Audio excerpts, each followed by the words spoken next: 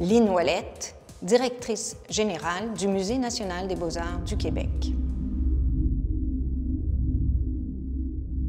J'ai eu le bonheur de rencontrer Fernand Leduc en 2003, au moment où nous préparions ici au Musée national des beaux-arts du Québec la grande rétrospective de 2006. Et évidemment, j'ai rencontré un grand artiste, un artiste exceptionnel qui a participé à 3 révolutions, la révolution automatiste, la révolution de l'abstraction, et ensuite les all-over, les microchromies, qui sont de ces grands monochromes, qui sont des champs de lumière extraordinaires.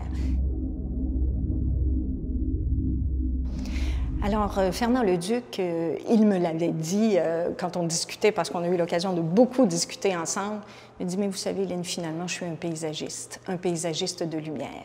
Alors, il a vécu dans différents lieux, entre autres dans les alentours de Chartres, à Champcéru, où la lumière était assez grise, et plus tard en Italie, à Casano, près des montagnes de Carrare.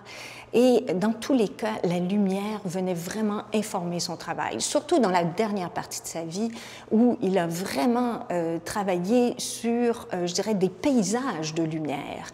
Donc, encore une fois, il était dans un espace qu'il avait réussi à totalement apaiser au niveau chromatique, mais en même temps avec une profondeur, une vibration réellement exceptionnelle.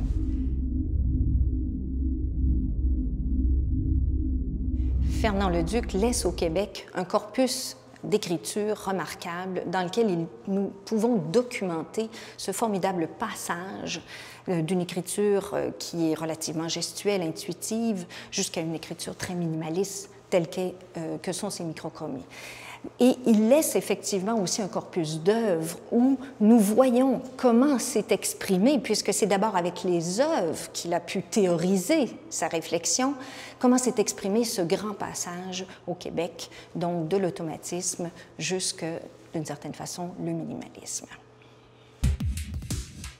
Fernand Leduc, peintre de lumière.